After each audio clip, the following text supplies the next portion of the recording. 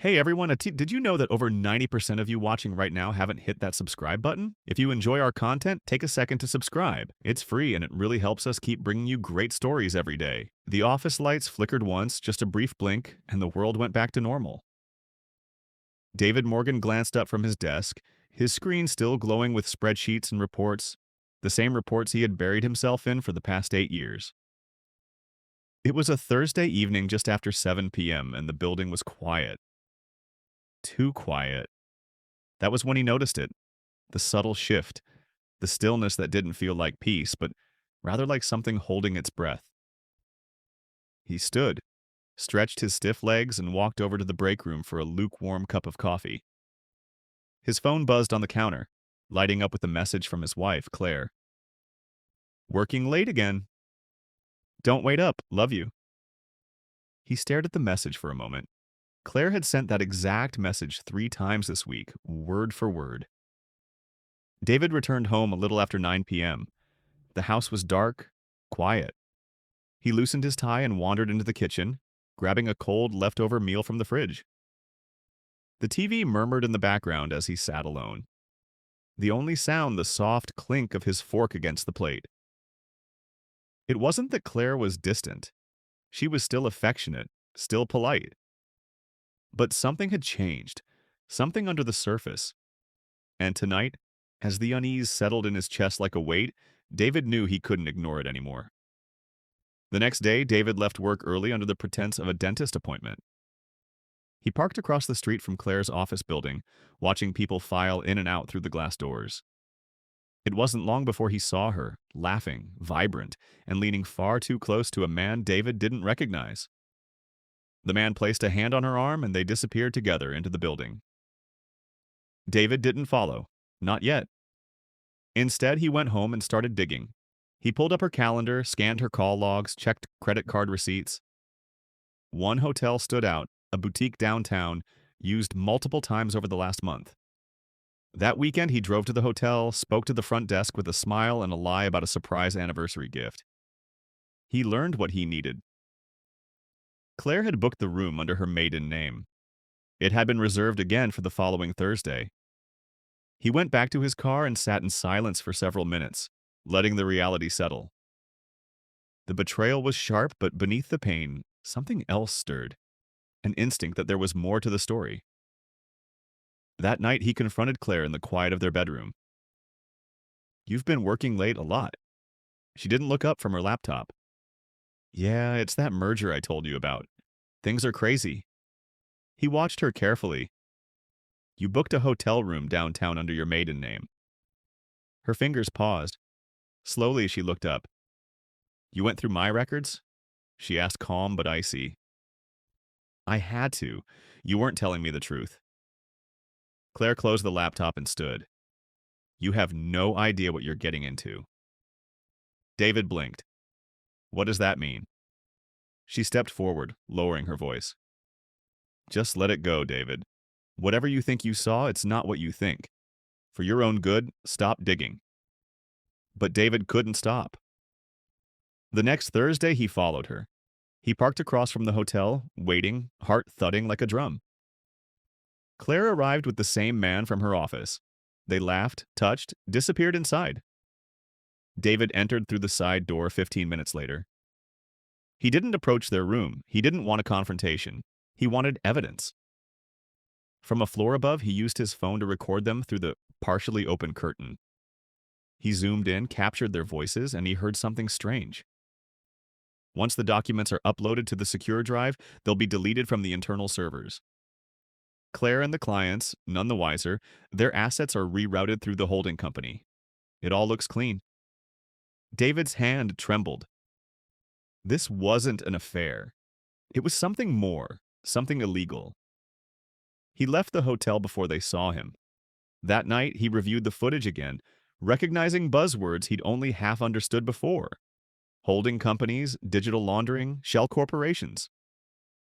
He didn't know what Claire was involved in, but it was big. The next day, he tried to speak with her again, but she was gone before dawn. She didn't return his texts. He reached out to a contact at his company, someone he trusted, an old friend in IT named Marcus. He asked Marcus to look up some of the keywords and names he'd heard. Marcus called him that night. You didn't hear this from me, but that guy Claire's meeting with, his name is Peter Dalton. He's not just a coworker, he's a senior analyst for their corporate strategy division. But he's also flagged internally for possible fraud. Quiet investigation, high-level stuff. David's blood turned cold. David, whatever you found, be careful. These people are connected. He barely slept. The next morning, he found his home office ransacked. Nothing stolen, just disturbed. Files out of order, drawers left open, his laptop powered. On. Someone had been searching. That afternoon, he received a message on his private email, an address he hadn't used in years. Stop now. There won't be another warning. No signature. His heart raced. Who were they? Was Claire part of this? Was she being used or was she in it willingly? He decided to visit Marcus in person, but when he arrived at Marcus's apartment, the door was ajar. Inside, the place was a mess, furniture overturned, no sign of Marcus. David called his name. Silence. He turned to leave and ran straight into someone in the hallway, a tall man in a dark suit. No expression, no words. David backed away slowly and left. That night, another message came. We know what you're doing. You're not the first. Walk away. His phone rang minutes later. An unknown number. He answered, Mr. Morgan. A calm voice said, You've found yourself in dangerous waters, but we don't want to hurt you. You've been a victim here. We can make this all go away. David stayed silent. There's a deposit being made to your account, a gift. No strings. But if you continue, we can't protect you. The line went dead. David checked his bank account. $10,000 had been wired in from a shell entity. He stared at the number. This was real. And now he had a choice. Continue and risk everything or take the money, stay quiet, and survive. But justice was a hard thing to walk away from, especially when betrayal had already torn apart the life he thought he knew. And somewhere deep down, he knew this wasn't just about Claire anymore. It was about something bigger, and it had only just begun. The morning sun filtered through the blinds as David sat alone at the kitchen table, a cup of coffee growing cold in his hands. $10,000 sat in his bank account like a silent bribe. His wife hadn't come home last night. The silence of the house felt louder than ever before. He needed answers, not warnings, and he couldn't trust Claire anymore. That afternoon, David visited a lawyer, a small, quiet office in the older part of the city. He told the lawyer, Anita Kwan, a carefully edited version of the story. Enough to protect himself, but not enough to trigger a legal report. Anita listened quietly, tapping a pen against her notepad. You're not wrong to be concerned, she finally said. If what you've seen is real, you could be sitting on proof of financial crimes, maybe worse. I'm not trying to start a war, David said. I just want to know what's happening. Anita leaned forward. Then be smart. Document everything. Record conversations. Keep backups off-site. And don't trust anyone you can't afford to lose. That night, Claire returned. Her face was tired, makeup smudged, like she hadn't slept. You're still up, she said, stepping into the hallway. David looked at her. Where were you? She hesitated.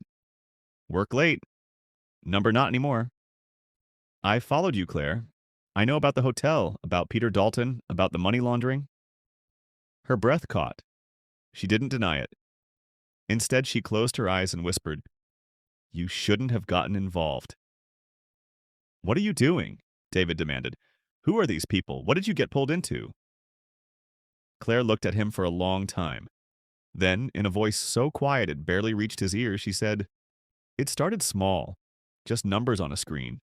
Adjustments, reallocations, but then it grew and we couldn't get out. He asked. They have connections, Claire said. Corporate, government, enforcement. They protect each other. If I left, they'd make me disappear. You still had a choice. No, she said, her voice suddenly sharp. You think I wanted this? I did it for us to get ahead. But now it's too deep. David took a step back. So what? You're going to keep doing it. Pretend it's normal. I'm trying to survive, Claire said, and if you're smart, you'll do the same. He turned away from her. I'm not like you. You don't have a choice anymore. Later that night, David packed a duffel bag. He made encrypted backups of everything. His recordings, photos, the hotel footage, the bank transactions. He sent one copy to Anita and hid another in a safety deposit box under a friend's name. The next day, he started getting followed. A black car parked near his office every morning. A man sat on a bench outside the grocery store he visited. His internet slowed. His phone clicked oddly when he made calls. He wasn't paranoid. He was being watched. That weekend, David arranged to meet a former coworker, Elliot, to see if he could trace the money back to its source. Elliot was a forensic accountant who owed David a favor. They met at a quiet bar far from downtown. David laid out what he had. After reading through the files, Elliot looked up, eyes wide. This isn't just laundering, David. This is highly embezzlement. Offshore accounts, falsified investment portfolios. The whole company could collapse if this got out. Can you trace it? Maybe. But if I do, I'm pulling myself into it too. I understand, David said, but I need the truth. Elliot nodded, reluctantly. Give me 3 days. On the second day, Claire called him. Her voice was different, tired, broken.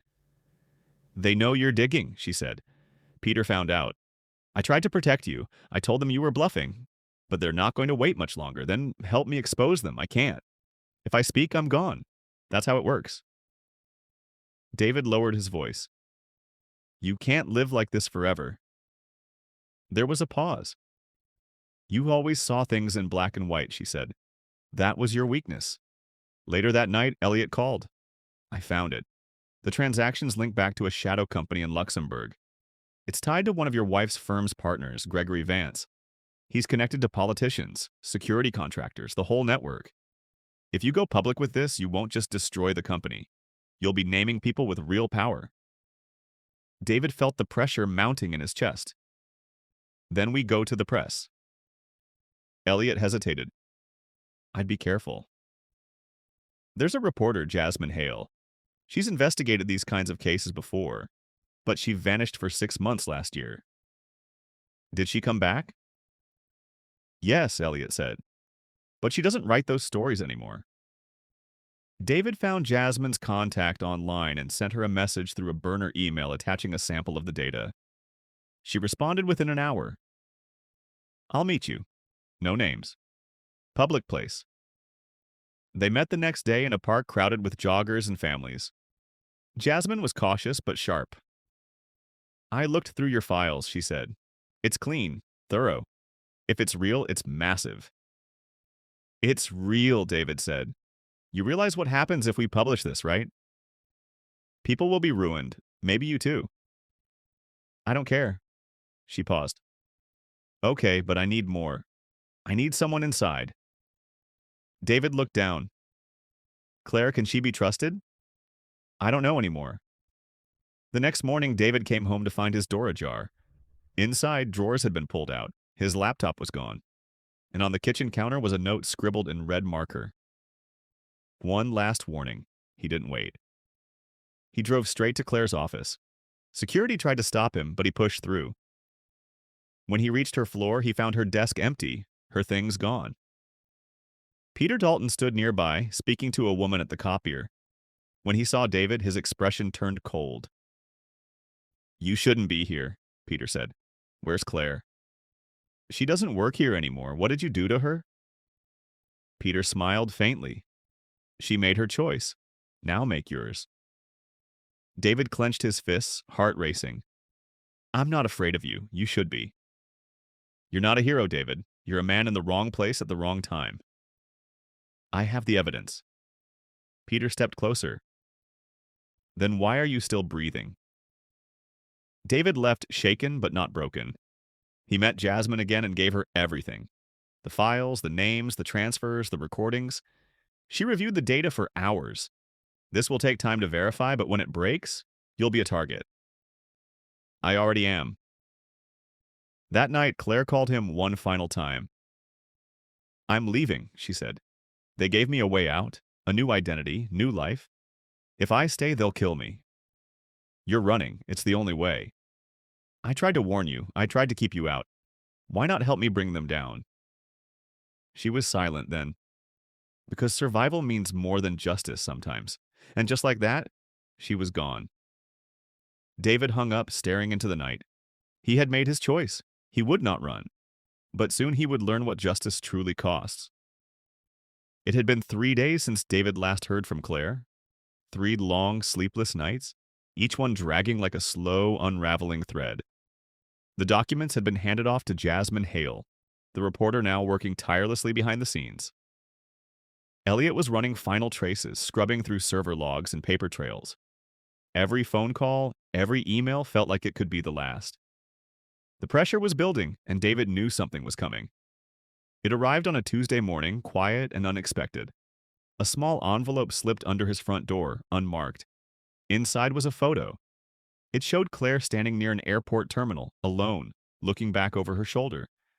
And behind her, barely visible, was a man David didn't recognize, watching her. On the back of the photo, 2 words were printed in bold red ink. "You're next." David burned the photo. Then he turned every light off in his house, locked every door, and stared at the floor for a long time. The line between right and wrong had long since blurred, but this was a message. They were close, and they were growing impatient. Later that evening, he met Jasmine at a safe location. Elliot arranged a tech workspace with private meeting rooms and off-grid servers. She had more news. "We verified the records," she said. "The shell companies, the diverted accounts. The Luxembourg connection checks out. Gregory Vance is in deep. His name appears on internal memos about off-books transactions. We even found fake consulting contracts." David nodded slowly. "So what now?"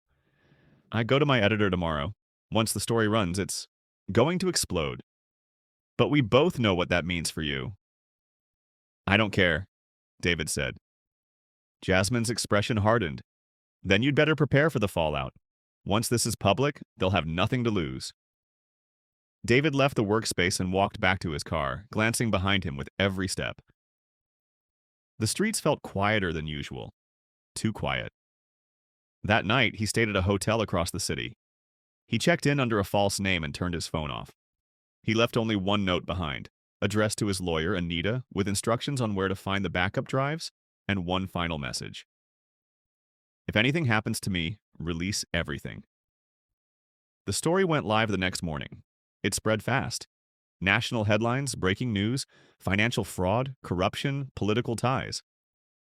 Gregory Vance's name appeared in bold across every screen. Photos, accounts, even recordings were published. By noon, 3 board members at Claire's company had resigned. By nightfall, the company's stock had plummeted. But the fallout didn't stop there. Jasmine called David. "They're trying to discredit the report. They're calling it fabricated, but too much is already out. They can't contain it." "What about Claire? There's no sign of her." David watched the coverage from his hotel room. Every face on the screen a reminder of how far this had gone. He felt no victory, only a growing sense of danger. Then came the final push, a knock at his hotel door. He froze. It was nearly midnight. The knock came again. He reached for the chair and wedged it under the doorknob. "Mr. Morgan," a voice called. "We just want to talk." He recognized the voice. "Peter Dalton." "We can't undo what's been published," Peter said from the hall. "But you still have copies, drafts, notes. Give them to us, and this ends quietly." David didn't speak. "You want to be a martyr? Fine, but remember, you're not the only one we can reach." A long silence, then footsteps. David waited until he was sure Peter was gone before calling Anita. He spoke quickly, his voice low. "I need to move again. They found me." "I've already activated the release protocol," she said. "If anything happens to you, the remaining evidence will go straight to federal investigators." "Good," he paused. "Thank you." The next day, the Department of Financial Justice launched an official investigation into the firm. Gregory Vance was subpoenaed. Anonymous whistleblowers came forward. Jasmine's report had created a wave. David received a private email from an encrypted address. No text, only a video clip. Claire, she was standing on what looked like a dock, wind in her hair somewhere far from the city. "I don't know if you'll ever see this," she said, "but I want you to know I didn't run because I was afraid of you. I ran because I knew the only way you could fight this was if I stayed out of sight." She looked away for a moment, then back. "I'm sorry for everything, for the lies, for the betrayal. I did it because I believed I could control it. I thought if I just played along, it would stop one day. But it never did. I lost myself. And I lost you." A pause.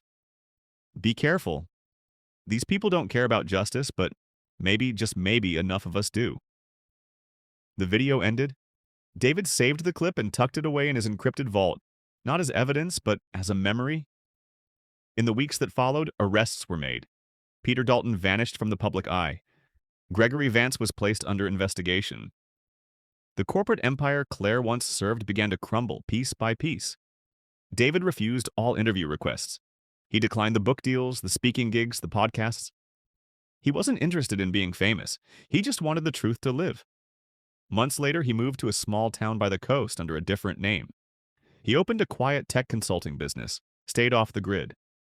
He still checked the news sometimes, still read Jasmine's articles, still waited for any sign of Claire. Sometimes when the wind was just right, he'd imagine her voice on the breeze. Not in guilt or regret, but in hope. Because despite everything, he hadn't chosen survival over justice.